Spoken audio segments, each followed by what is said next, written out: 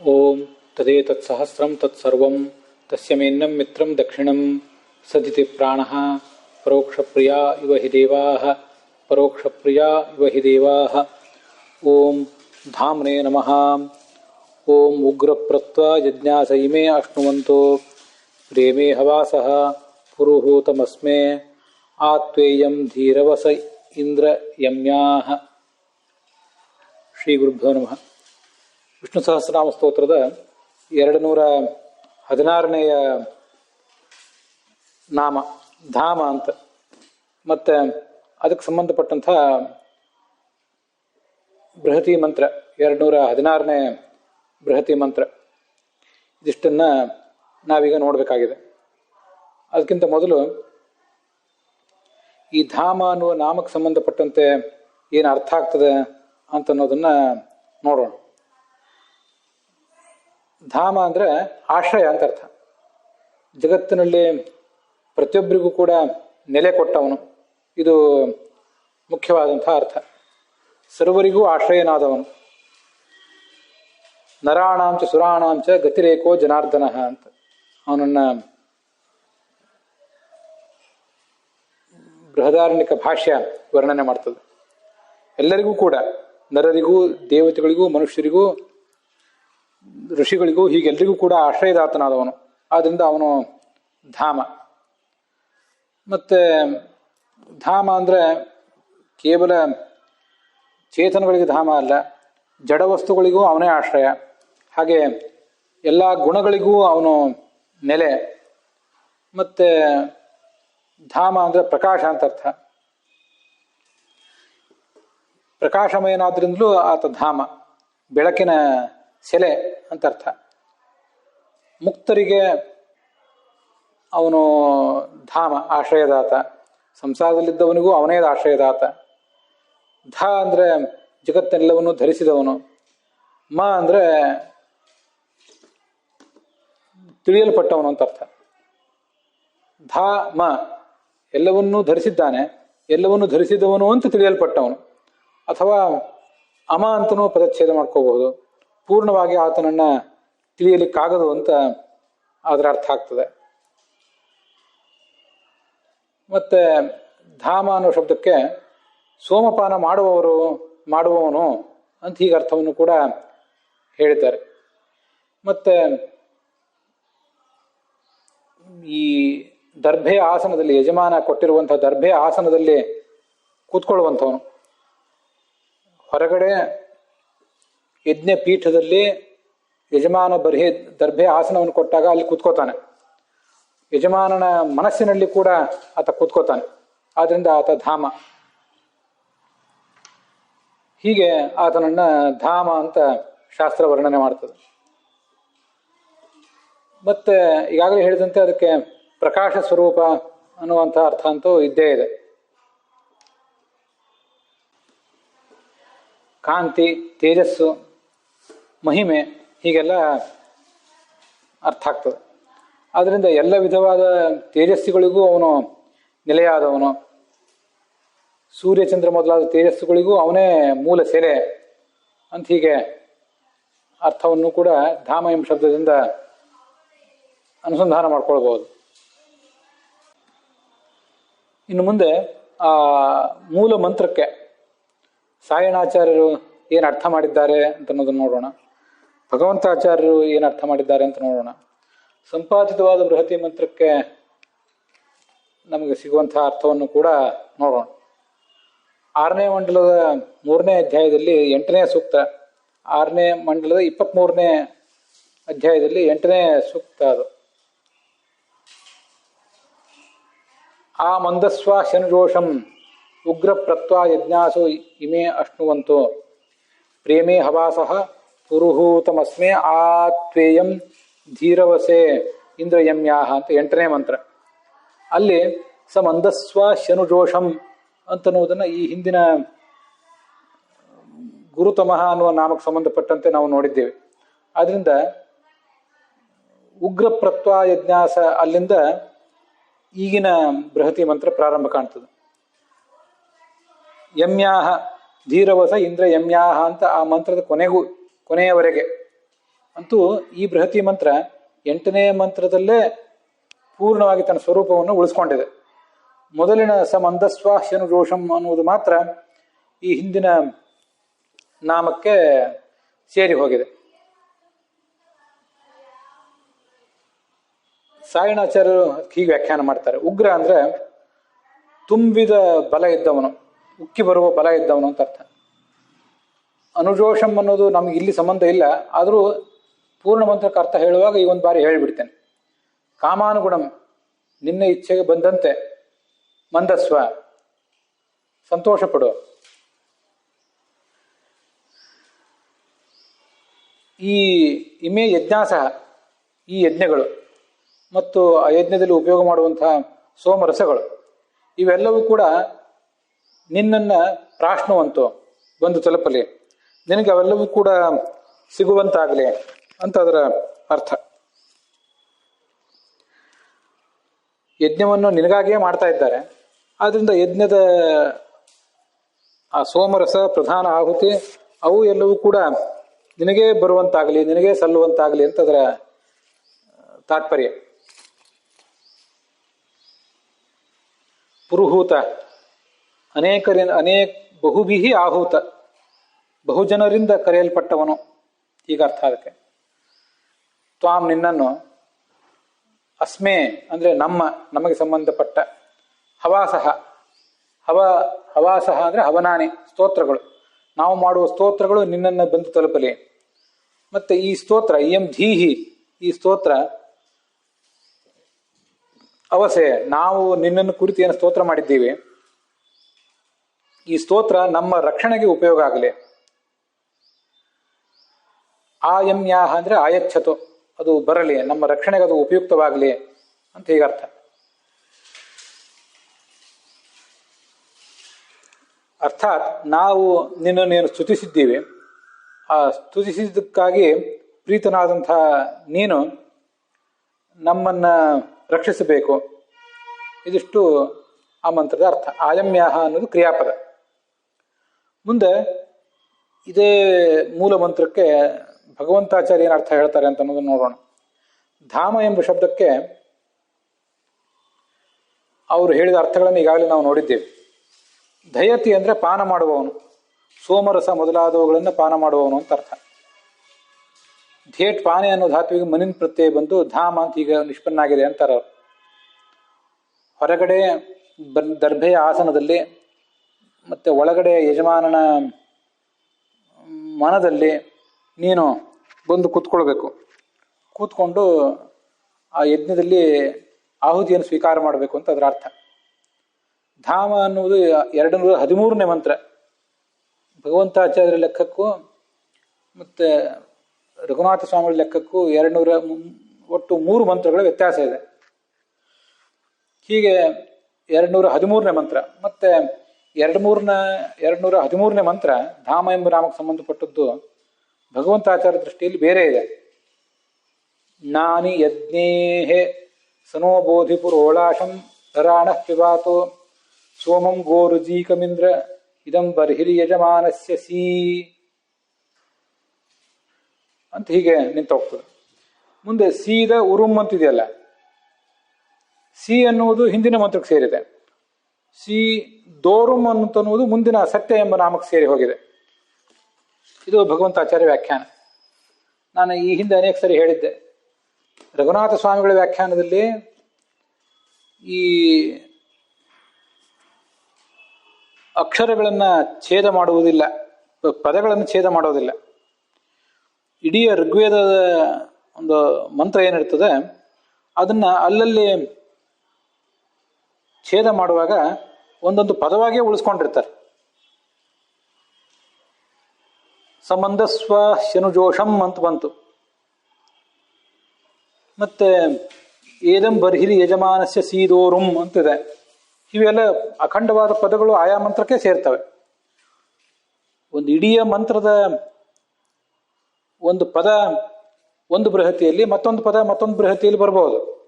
ಆದರೆ ಒಂದು ಅಕ್ಷರ ಒಂದು ಮಂತ್ರದಲ್ಲಿ, ಒಂದು ಬೃಹತಿ ಮಂತ್ರದಲ್ಲಿ, ಮೂಲ ಮಂತ್ರದ ಮತ್ತೊಂದು ಅಕ್ಷರ ಮತ್ತೊಂದು ಬೃಹತಿ ಮಂತ್ರದಲ್ಲಿ ಹೋಗೋದಿಲ್ಲ ರಘುನಾಥ ಸ್ವಾಮಿಗಳ ಲೆಕ್ಕದಲ್ಲಿ. ಆದರೆ ಅಕ್ಷರ ಛೇದ ಮಾಡ್ತಾರೆ ಭಗವಂತಾಚಾರ್ಯರು, ಪದಗಳನ್ನು ಮಾತ್ರ ಛೇದ ಮಾಡ್ತಾರೆ ರಘುನಾಥ ಸ್ವಾಮಿಗಳು. ಪದಗಳನ್ನು ಮಾತ್ರ ಛೇದ ಮಾಡಿದಾಗ ಅದಕ್ಕೆ ಒಂದು ಒಟ್ಟಾರೆ ತಾತ್ಪರ್ಯ ಹೇಳೋದು ಸುಲಭ ಆಗ್ತದೆ. ಅದಕ್ಕಾಗಿ ರಘುನಾಥ ಸ್ವಾಮಿಗಳ ಲೆಕ್ಕವನ್ನೇ ಇಟ್ಕೊಂಡು ಅವರು ಸಂಪಾದನೆ ಮಾಡಿದ ಕ್ರಮವನ್ನೇ ಇಟ್ಕೊಂಡು ಬೃಹತಿ ಮಂತ್ರಗಳಿಗೆ ಅರ್ಥ ಹೇಳುವಂತಹ ಪ್ರಯತ್ನ ಮಾಡ್ತಿದ್ದೇನೆ.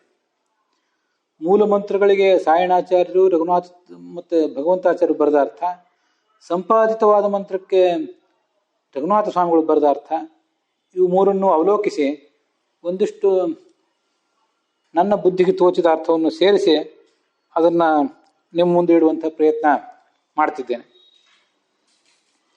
ಸಂಪಾದಿತವಾದ ಬೃಹತಿ ಮಂತ್ರಕ್ಕೆ ಅರ್ಥ ಹೇಳಿದವರು ರಘುನಾಥ ಸ್ವಾಮಿಗಳು ಮಾತ್ರ.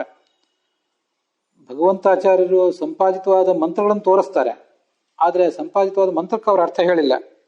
ಅವರ ಅರ್ಥ ಹೇಳುವುದು ಮೂಲ ಋಗ್ವೇದದ ಮಂತ್ರಕ್ಕೆ. ಹೀಗೆ ಇಷ್ಟೆಲ್ಲ ಸಮಸ್ಯೆಗಳಿವೆ ಈ ಬೃಹತಿ ಮಂತ್ರಗಳನ್ನು ಅರ್ಥೈಸಿಕೊಳ್ಳೋದ್ರಲ್ಲಿ. ಆದ್ದರಿಂದ ಹಾಗೆ ಅವುಗಳನ್ನು ಹೇಳುವಂಥ ಪ್ರಯತ್ನ ಮಾಡ್ತಾ ಇದ್ದೇನೆ.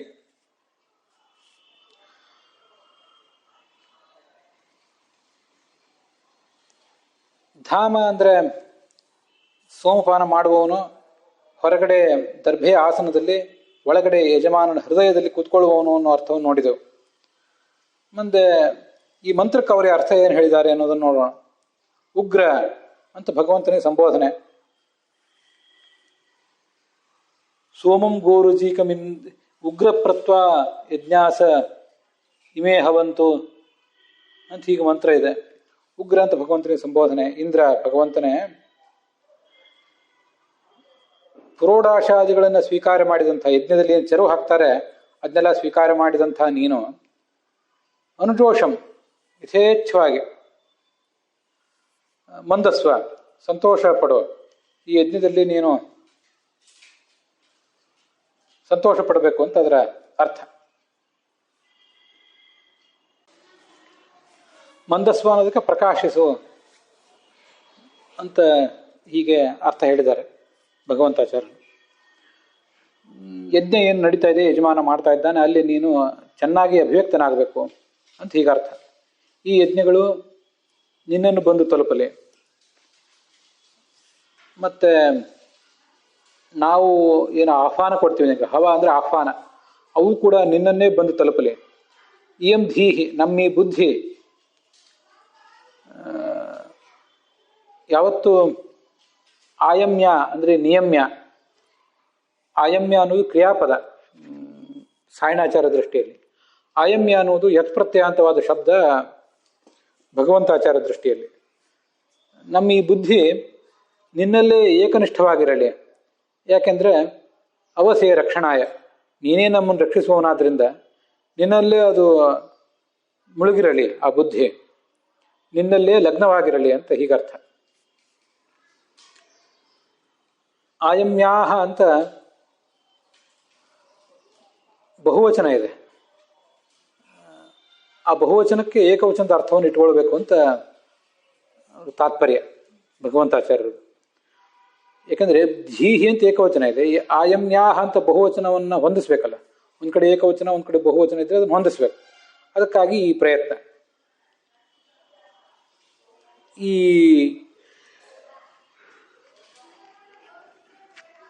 ಮತ್ತೂ ಒಂದು ಅರ್ಥವನ್ನು ಕೂಡ ಮಾಡಬಹುದು. ಆಯಮ್ಯಾಹ ಅಂತಲೇ ಬಹುವಚನ ಇರಲಿ, ಧೀಹಿ ಅಂತ ಏಕವಚನ ಇರಲಿ, ಅದಕ್ಕೆ ಬಹುವಚನದ ಅರ್ಥವನ್ನು ಮಾಡೋಣ. ಯಾಕೆಂದರೆ ಯಜ್ಞಾಸಹ ಹವಾಸಹ ಅಂತ ನಾವು ಮಾಡುವ ಯಜ್ಞಗಳು, ನಾವು ನಿನಗೆ ಕೊಡುವ ಆಹ್ವಾನಗಳು ಎಲ್ಲವೂ ಬಹುವಚನದಲ್ಲೇ ಇವೆ. ಅದರಿಂದ ಧೀಹಿ ಅನ್ನೋದನ್ನು ಬಹುವಚನದಲ್ಲೇ ಇಡೋಣ ಅಂತಾರೆ ಭಗವಂತಾಚಾರ್ಯ. ಆದ್ದರಿಂದ ನಮ್ಮ ಈ ಬುದ್ಧಿಗಳು ತ್ವಾಂ ಪ್ರತಿ ಆಯಮ್ಯಾಹ ಭವಂತು, ನಿನ್ನಲ್ಲೇ ಅವು ನಿಷ್ಠವಾಗಿರಲಿ ನಮ್ಮ ಬುದ್ಧಿಗಳು ಅಂತ ಹೀಗರ್ಥ.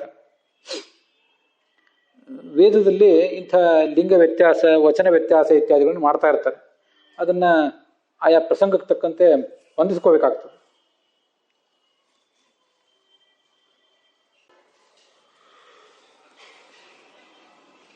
ನಮ್ಮ ಬುದ್ಧಿಗಳು ಅನೇಕ, ನಮ್ಮ ಆಲೋಚನಾ ಲಹರಿಗಳು ಅನೇಕ, ಆದರೆ ಅವೆಲ್ಲವೂ ಏಕಮುಖವಾಗಿರಲಿ ಅನ್ನೋ ಕಾರಣಕ್ಕಾಗಿ ಏಕವಚನ ತಗೊಂಡಿರ್ತಾರೆ.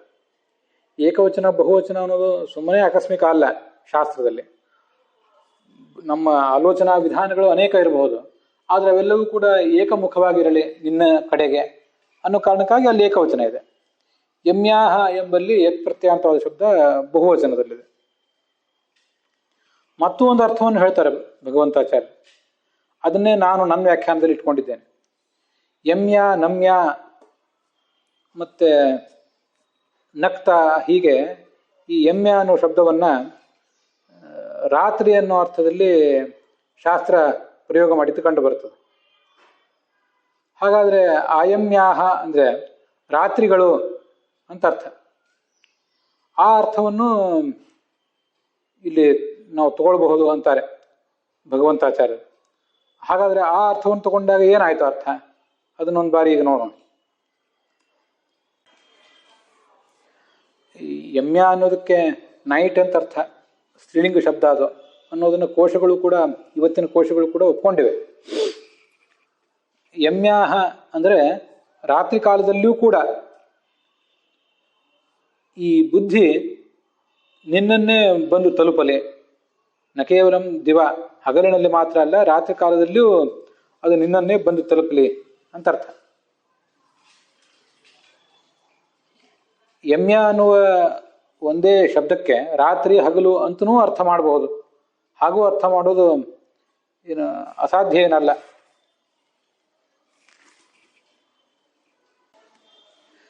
ರಾತ್ರಿ ಅನ್ನುವ ಒಂದೇ ಶಬ್ದಕ್ಕೇನೆ ಯಮ್ಯ ಅಂತ ಅನ್ನೋ ಶಬ್ದ ರಾತ್ರಿಯನ್ನು ಹೇಳ್ತದೆ. ಅದು ಒಂದೇ ಶಬ್ದಕ್ಕೇನೆ ಹಗಲು ರಾತ್ರಿ ಅಂತ ಎರಡೂ ಅರ್ಥ ಬರುವುದು ಏನು ಅಸಾಧ್ಯ ಅಲ್ಲ. ನಾವು ಕನ್ನಡದಲ್ಲಿ ಹೇಳ್ತೀವಿ ಒಂದೇ ದಿವಸದಲ್ಲಿ ಬರ್ತೇವೆ ಅಂತ. ಒಂದೇ ದಿವಸದಲ್ಲಿ ಬರ್ತೇವೆ ಅಂದ್ರೆ ದಿವಸ ಅನ್ನೋದು ಕೇವಲ ಡೇ ಅನ್ನು ಹೇಳೋದಿಲ್ಲ, ಡೇ ಮತ್ತು ನೈಟ್ ಎರಡನ್ನೂ ಕೂಡಿ ದಿವಸ ಅಂತ ಅನ್ನೋದು ಹೇಳ್ತದೆ. ಹೀಗೆ ಮತ್ತೆ ಇನ್ನೂ ಒಂದು ಪ್ರಯೋಗವೂ ಇದೆ. ಯಾವುದನ್ನು ರಾತ್ರೋರಾತ್ರಿ ಮಾಡ್ಲಿಕ್ಕೆ ಆಗೋದಿಲ್ಲ, ಓವರ್ ನೈಟ್ ಮಾಡ್ಲಿಕ್ಕೆ ಆಗೋದಿಲ್ಲ, ಅದಕ್ಕೆ ಸಮಯ ಬೇಕಾಗ್ತದೆ ಅಂತಾರೆ. ಓವರ್ ನೈಟ್ ಅಂದ್ರೆ ಕತ್ತಲಿನಲ್ಲೇ ಮಾಡೋದು, ರಾತ್ರಿಯಲ್ಲೇ ಮಾಡೋದು ಅಂತ ಅರ್ಥ ಅಲ್ಲ. ಮಾಡುವುದು ಹಗಲಿನಲ್ಲೂ ಮಾಡ್ಬೋದು, ರಾತ್ರಿಯಲ್ಲೂ ಮಾಡ್ಬೋದು, ಅಂತೂ ಒಂದು ದಿವಸದಲ್ಲಿ ಅದನ್ನು ಮಾಡ್ಲಿಕ್ಕೆ ಆಗೋದಿಲ್ಲ ಅಂತ ಹೀಗೆ ಅದರ ತಾತ್ಪರ್ಯ ಆಗ್ತದೆ.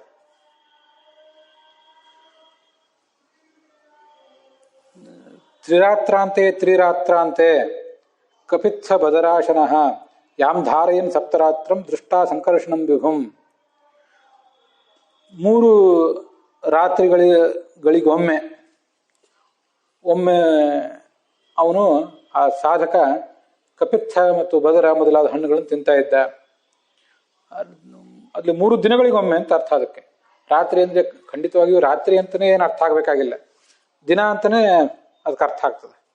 ಹೀಗೆ ನಾನಾ ಥರದ ಪ್ರಯೋಗಗಳೆಲ್ಲ ಎಲ್ಲ ಕಡೆ ಕಂಡು ಬಂದಿರ್ತವೆ.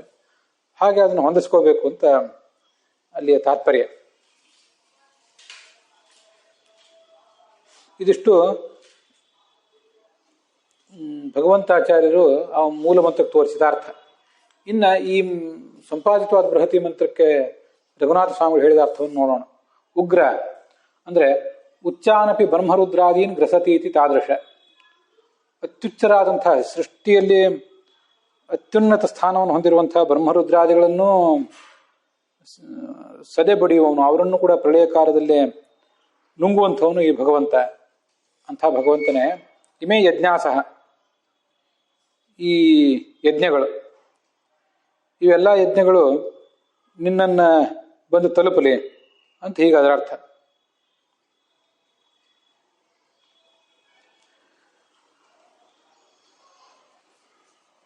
ಮತ್ತೆ ಯಜ್ಞ ಅಂತ ಅನ್ನೋದಕ್ಕೆ ಯಜ್ಞ ಅಂತ ಇಷ್ಟು ಮಾತ್ರ ಎಲ್ಲರೂ ಅರ್ಥ ಹೇಳಿದ್ದಾರೆ. ನಾನು ಯಜ್ಞ ಅಂದ್ರೆ ಕೇವಲ ಯಜ್ಞ ಅಂತ ಒಂದೇ ಅರ್ಥವನ್ನು ಇಟ್ಕೊಂಡಿಲ್ಲ. ಯಜ್ಞದ ಅಭಿಮಾನಿಗಳಾದಂತಹ ದೇವತೆಗಳು, ಚತುರ್ಮುಖ ಬ್ರಹ್ಮನಿಂದ ಪ್ರಾರಂಭಿಸಿ ಪುಷ್ಕರನವರೆಗೆ, ಕರ್ಮಾಭಿಮಾನಿಯಾದ ಪುಷ್ಕರ ಅವನವರೆಗೆ ಪ್ರತಿಯೊಬ್ಬನೂ ಕೂಡ ನಾವು ಮಾಡುವ ಕರ್ಮದ ಅಭಿಮಾನಿ ದೇವತೆಯೇ ಆಗಿರ್ತಾನೆ. ಆದ್ದರಿಂದ ಅವರೆಲ್ಲರನ್ನೂ ಕೂಡ ನಾವಿಲ್ಲಿ ತಗೊಳ್ಬಹುದು ಅಂತ ನನ್ನ ಆಲೋಚನೆ. ಇವರೆಲ್ಲರೂ ದೇವತೆಗಳು ಕೂಡ ತ್ವಾ ನಿನ್ನನ್ನು ಪ್ರಾಶ್ನುವಂತು ಪ್ರವೇಶ ಮಾಡಲಿ. ಪ್ರಳಯ ಕಾಲದಲ್ಲಿ ಅವರೆಲ್ಲರೂ ನಿನ್ನನ್ನೇ ಪ್ರವೇಶ ಮಾಡ್ತಾರೆ. ಮತ್ತೆ ಕಿಂಚ ಅದಲ್ಲದೆ ಅಸ್ಮೆ ಅಂದರೆ ಅಸ್ಮದೀಯಾಹ ನಮಗೆ ಸಂಬಂಧಪಟ್ಟ ನಾವು ಮಾಡುವಂತಹ ಈ ಹವಾಹ ಆಹ್ವಾನ ವಿಶೇಷ ನಿನ್ನನ್ನು ನಾವೇನು ಆಹ್ವಾನಿಸಿದ್ದೀವಲ್ಲ ಈ ಆಹ್ವಾನಗಳು ಅಂತ ಹೀಗರ್ಥ. ಪುರುಹೂತನಾದ ನಿನ್ನನ್ನೇ ಬಂದು ತಲುಪಲಿ. ಪುರುಹೂತ ಅಂತಂದ್ರೆ ಪುರು ಅಂದ್ರೆ ಬಹುಭಿಹಿ ಬಹುಭಿಹಿ ಹೂತಃ ಪುರುಹೂತಃ ಪುರುಭಿಹಿ ಹೂತಃ ಪುರುಹೂತಃ ಇಷ್ಟರ್ಥವನ್ನ ನಾವೀಗ ನೋಡಿದ್ದೇವೆ.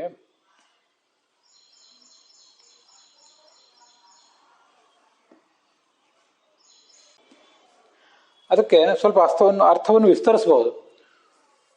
ಪುರು ಅಂದ್ರೆ ಅನೇಕ ತೃತೀಯ ವಿಭಕ್ತಿ ಮಾತ್ರ ಇಟ್ಕೋಬೇಕಾಗಿಲ್ಲ. ಅನೇಕೇಶು ವೇದೇಶು, ಅನೇಕ ವೇದಗಳಲ್ಲಿ, ಅನೇಕ ಶಾಸ್ತ್ರಗಳಲ್ಲಿ, ಮತ್ತೆ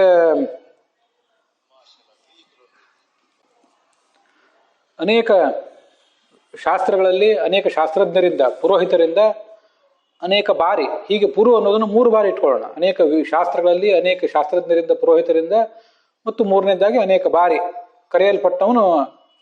ಅನೇಕ ಬಾರಿ ಅಂದ್ರೆ ಬಾರಿ ಬಾರಿಗೂ ನೀನೇ ಕರೆಯಲ್ಪಡುವವನು. ಎಲ್ಲ ಶಾಸ್ತ್ರಗಳಲ್ಲೂ ನಿನ್ನನ್ನೇ ವರ್ಣನೆ ಮಾಡಿರೋದು. ಆದ್ರಿಂದ ನೀನು ಪುರೋಹಿತ. ಹೇ ಇಂದ್ರ, ಪುರೋಹಿತ ಅಲ್ಲ ಪುರುಹೂತ. ಹೇ ಇಂದ್ರ ಅಂಥ ಭಗವಂತನೇ, ಇಯಂ ಧೀಹಿ ನಮ್ಮೀ ತತ್ವಜ್ಞಾನ. ಆ ತತ್ವಜ್ಞಾನ ಯಮ್ಯಾಹ ಅಂದ್ರೆ ರಾತ್ರಿ ಕಾಲದಲ್ಲಿ, ರಾತ್ರೀಹಿ ರಾತ್ರಿಷ್ವಪಿ. ಸಪ್ತಮಿ ವಿಭಕ್ತಿ ದ್ವಿತೀಯ ವಿಭಕ್ತಿಯಿಂದ ನಮಗೆ ಧ್ವನಿಸ್ತದಷ್ಟೆ. ದ್ವಿತೀಯ ವಿಭಕ್ತಿಯಲ್ಲಿ ಪ್ರಯೋಗ ಮಾಡಿದ್ದಾರೆ. ಆ ದ್ವಿತೀಯ ವಿಭಕ್ತಿಯಿಂದ ಸಪ್ತಮಿ ವಿಭಕ್ತಿಯ ಅರ್ಥವನ್ನ ನಾವು ಸ್ವೀಕರಿಸಬಹುದು. ಹಾಗಾದ್ರೆ ರಾತ್ರಿ ಕಾಲದಲ್ಲಿಯೂ ಕೂಡ ಕಾಲಾಧ್ವನೋಹ ಅತ್ಯಂತ ಸಂಯೋಗಿ ಅಂತ ಸೂತ್ರವನ್ನು ಕೂಡ ಭಗವಂತಾಚಾರ್ಯ ತೋರಿಸಿದ್ದಾರೆ. ನಾವು ಮಾಡುವ ಕೆಲಸ ಆ ಕಾಲದ ಉದ್ದಕ್ಕೂ ಅತ್ಯಂತ ನಡುವೆ ಛೇದವಿಲ್ಲದೆ ಅತ್ಯಂತ ವೇಗದಿಂದ ನಡೆಯುವುದಾದರೆ ಅದಕ್ಕೆ ದ್ವಿತೀಯ ವಿಭಕ್ತಿಯನ್ನು ಪ್ರಯೋಗ ಮಾಡಬೇಕು ಅಂತ ಹೇಳಿದ್ದಾರೆ. ಅದರಿಂದ ಯಮ್ಯಾಹ ಅಂದ್ರೆ ರಾತ್ರಿ ಅಂತ ಅರ್ಥ. ಅದಕ್ಕೆ ರಾತ್ರಿ ಶ್ವಪಿ ಅಂತ ಸಪ್ತಮಿ ವಿಭಕ್ತಿಯ ಅರ್ಥ. ರಾತ್ರಿ ಅಂತ ಅರ್ಥವನ್ನ ಭಗವಂತಾಚಾರ್ಯ ಹೇಳಿದಾರಲ್ಲ, ಅದಕ್ಕೊಂದು ಪ್ರತ್ಯೇಕವಾದ ಅರ್ಥವನ್ನು ನಾನು ಇಟ್ಕೊಂಡಿದ್ದೇನೆ. ಹಗಲು ಅಂದ್ರೆ ಬೆಳಕು, ಬೆಳಕು ಅಂದ್ರೆ ಜ್ಞಾನ. ರಾತ್ರಿ ಅಂದ್ರೆ ಅಜ್ಞಾನಾವಸ್ಥೆ, ಡಾರ್ಕ್ನೆಸ್. ಹೀಗೊಂದು ಅರ್ಥವನ್ನು ಇಟ್ಕೊಂಡಿದ್ದೇನೆ. ನಾವು ಗಳಿಸಿದ ತತ್ವಜ್ಞಾನ ಏನಿದೆ, ನಮ್ಮ ಬುದ್ಧಿ ಸ್ಥಿರವಾಗಿದ್ದಾಗ ಅದು ನಮ್ಮಲ್ಲಿ ಇದ್ದೇ ಇರ್ತದೆ. ನಮಗೇನಾದರೂ ಬುದ್ಧಿ ಸ್ವಲ್ಪ ಅಸ್ತವ್ಯಸ್ತವಾದಾಗ ಆ ಬುದ್ಧಿ ನಷ್ಟ, ಗಳಿಸಿದ ತತ್ವಜ್ಞಾನ ನಷ್ಟ ಆಗೋದಿದೆ. ದೊಡ್ಡ ಅಪರೋಕ್ಷ ಜ್ಞಾನಿಗೂ ಕೂಡ ಆ ಬುದ್ಧಿ ಅಂತ ಅನ್ನೋದು ಕೆಲವು ಬಾರಿ ಪ್ರಾರಬ್ಧ ಕರ್ಮ ವಶಾತ್, ಮೋಹವಶಾತ್ ಮಂಕಾಗೋದಿದೆ. ಅಂತ ಯಾವುದೇ ಮೋಹದ ಪರಿಸ್ಥಿತಿ, ಅಜ್ಞಾನದ ಸ್ಥಿತಿಗಳಲ್ಲಿಯೂ ಕೂಡ ಗಳಿಸಿದ ತತ್ವಜ್ಞಾನ ಅಂತ ಅನ್ನೋದು ನಷ್ಟ ಆಗದೇ ಇರಲಿ ಅಂತ ಅದರ ತಾತ್ಪರ್ಯ. ಹೀಗೆ ಅಜ್ಞಾನಾವಸ್ಥಾ ಅನ್ನೋದನ್ನ ರಾತ್ರಿ ನಾನು ವ್ಯಾಖ್ಯಾನ ಮಾಡ್ಕೊಂಡಿದ್ದೇನೆ. ಹಾಗಿದ್ದಾಗ ಅದು ನಮ್ಮನ್ನು ರಕ್ಷಿಸ್ತದೆ. ಒಂದು ಬಾರಿ ತತ್ವಜ್ಞಾನವನ್ನು ಗಳಿಸಿದ್ವಿ, ನಾವು ಅದನ್ನ ಮೇಲಿನ ಮೇಲೆ ಅಪ್ಡೇಟ್ ಮಾಡ್ಕೊಳ್ತಾ ಇರೋಣ. ಹಾಗಿದ್ದಾಗ ಮಾತ್ರ ಅದು ನಮಗೆ ರಕ್ಷಣೆ ಕೊಡ್ಲಿಕ್ಕೆ ಸಾಧ್ಯ. ಇಲ್ಲದೆ ಹೋದ್ರೆ ಅಂತಹ ತತ್ವಜ್ಞಾನದಿಂದ ನಮಗೆ ರಕ್ಷಣೆ ಸಿಗೋದಿಲ್ಲ. ಆಪತ್ತಿನ ಪ್ರಸಂಗ ಬಂದಾಗ, ಮನಸ್ಸು ಯಾವುದಾದ್ರೂ ತೊಂದರೆಗೊಳಗಾದಾಗ ಆ ತತ್ವಜ್ಞಾನ ಅಂತ ಅನ್ನೋದು ಮರೆಯಾಗಿ ಬಿಡ್ತದೆ. ಹಾಗಾಗದೇ ಇರಲಿ ಅಂತ ಅದರ ಅಭಿಪ್ರಾಯ. ಇಲ್ಲಿ ಯಮ್ಯ ಅಂದ್ರೆ ಏನರ್ಥ, ಅದನ್ನ ಕೋಶಗಳ ಪ್ರಕಾರ ನಾವು ನೋಡಿದ್ದೇವೆ. ಯಮ್ಯ, ನಮ್ಯ, ದೋಷ, ನಕ್ತ ಅಂತಿವೆಲ್ಲ ರಾತ್ರಿಯ ಹೆಸರುಗಳು ಅಂತ. ಕಾಲಾಧ್ವನೋಹ ಅತ್ಯಂತ ಸಂಯೋಗಿ ಅನ್ನೋದು ವ್ಯಾಕರಣದ ಸೂತ್ರ. ಒಂದು ಕೆಲಸ ಆ ನಿರ್ದಿಷ್ಟ ಕಾಲದಲ್ಲಿ ಸತತವಾಗಿ ನಡೀತಾ ಇದ್ರೆ, ಅತ್ಯಂತ ಸಂಯೋಗಿ ಅದು ನಡೀತಾ ಇದ್ರೆ, ಅದನ್ನ ಹೀಗೆ ದ್ವಿತೀಯ ವಿಭಕ್ತಿಯಲ್ಲಿ ಹೇಳೋದಿದೆ. ಸಪ್ತಮಿ ವಿಭಕ್ತಿಯ ಬದಲಾಗಿ ದ್ವಿತೀಯ ವಿಭಕ್ತಿಯಲ್ಲಿ ಹೇಳೋದು ಶಾಸ್ತ್ರದಲ್ಲಿ ಕಂಡು ಬರ್ತದೆ. ಮತ್ತೆ ಉಗ್ರ ಅಂತಿದೆ. ಆ ಉಗ್ರ ಅನ್ನೋ ಶಬ್ದಕ್ಕೆ ಅತ್ಯುಚ್ಚರಾದವರನ್ನು ಕೂಡ ತಿಂದು ಹಾಕ್ತಾನೆ ಅಂತ ಒಂದು ನಾಮ. ಅದು ಮುಂದೆ ಉಗ್ರ ಅನ್ನೋ ನಾಮವನ್ನು ಹೇಳುವಾಗ ಅನೇಕರು ವ್ಯಾಖ್ಯಾನಕಾರರು ಹೇಳಿದ್ದಾರೆ. ಬನ್ನಂಜಿ ಗೋವಿಂದಾಚಾರ್ಯರು ಕೂಡ ಅರ್ಥ ಹೇಳಿದ್ದಾರೆ. ಉಗ್ರ ಅನ್ನೋ ನಾಮವನ್ನು 422ನೇ ಉಗ್ರ ಅನ್ನೋ ನಾಮವನ್ನು ವ್ಯಾಖ್ಯಾನ ಮಾಡುವಾಗ ಉಚ್ಚರಾದಂತಹ ದೇವತೆಗಳನ್ನು ಕೂಡ ಇವನು ಪ್ರಳಯ ಕಾಲದಲ್ಲಿ ನುಂಗುತ್ತಾನೆ ಅನ್ನೋ ಅರ್ಥವನ್ನ ಹೇಳಿದ್ದಾರೆ.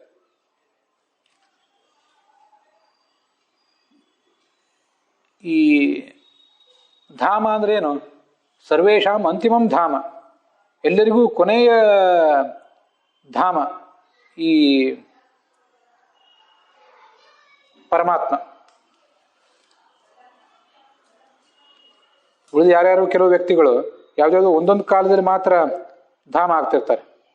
ಆದರೆ ಎಲ್ಲರಿಗೂ ಅಂತಿಮವಾದಂತಹ ಧಾಮ,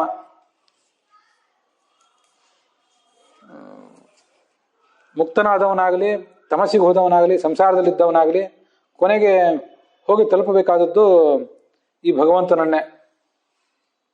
ಹಾಗಾಗಿ ಅವನೇ ಧಾಮ ಎಂಬ ಶಬ್ದದಿಂದ ವಾಚ್ಯ.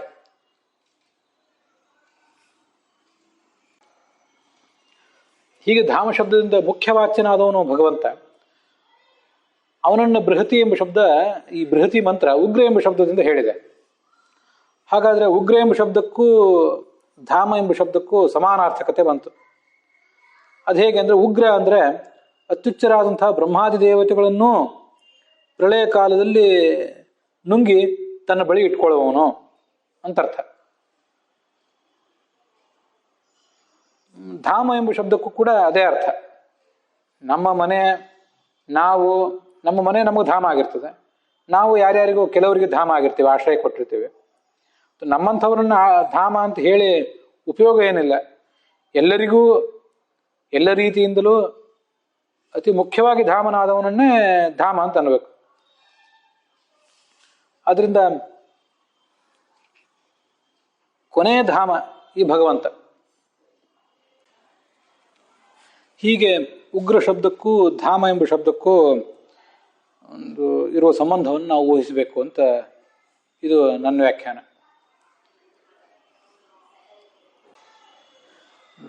ಉಗ್ರ ಶಬ್ದ ಮತ್ತೆ ಧಾಮ ಶಬ್ದಕ್ಕೆ ಮಾತ್ರ ಸಂಬಂಧ ಅಲ್ಲ. ಇಮೇ ಯಜ್ಞಾಸಹ ತ್ವಾಂ ಪ್ರಾಪ್ನುವಂತು, ಈ ಯಜ್ಞಗಳು ನಿನ್ನನ್ನು ಬಂದು ತಲುಪಲಿ ಅಂತಿದೆ. ಆದ್ರಿಂದಲೂ ಈ ಧಾಮ ಎಂಬ ಶಬ್ದಕ್ಕೂ ಇಮೇ ಯಜ್ಞಾಸಹ ತ್ವಾಂ ಪ್ರಾಪ್ನುವಂತು ಅನ್ನುವ ನಾಮಕ್ಕೂ ಸಂಬಂಧ ಇದೆ. ಯಜ್ಞರು ಅಂದ್ರೆ ಯಜ್ಞಾಭಿಮಾನಿ ದೇವತೆಗಳಾದ ಚತುರ್ಮುಖ ಬ್ರಹ್ಮನಿಂದ ಹಿಡಿದು ಪುಷ್ಕರಣಿವರೆಗೆ ಪ್ರತಿಯೊಬ್ಬರು ಕೂಡ ಯಜ್ಞಾಭಿಮಾನಿ ದೇವತೆಗಳೇ ಅಂತ ಹೀಗೆ ಗ್ರಹಿಸ್ಬೇಕು. ಇದಿಷ್ಟು ಅನ್ವಯಾರ್ಥ. ಇದರ ಭಾವಾರ್ಥ ಮತ್ತೆ ಹೆಚ್ಚಿನ ವಿಷಯಗಳನ್ನ ಮುಂದಿನ ಭಾಗದಲ್ಲಿ ನೋಡೋಣ.